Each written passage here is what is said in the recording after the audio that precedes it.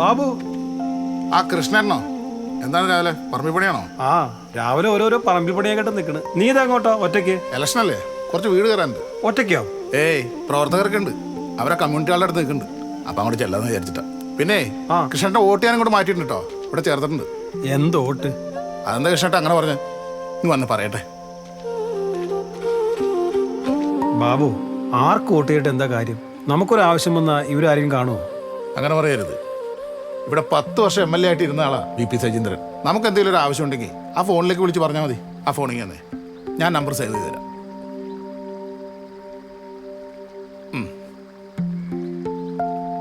അതിന് നമ്മൾ വിളിച്ച എടുക്കുവോ?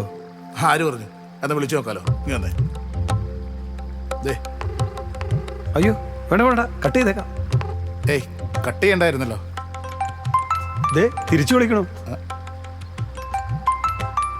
ഞാൻ പറഞ്ഞില്ലേ. ഹലോ, ഞാൻ ബാബുവാ, KK ബാബു.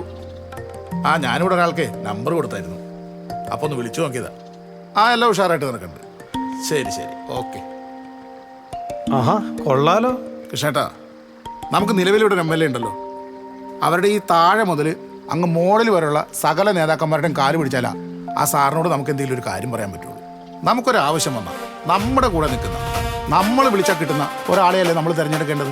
അത് ശരിയാ. അതുകൊണ്ട് ഈ തവണത്തെ നമ്മുടെ വോട്ട് VP സജീന്ദ്രൻ ഉറപ്പായി. ജനഹൃദയങ്ങളിലെന്നും VP സജീന്ദ്രൻ.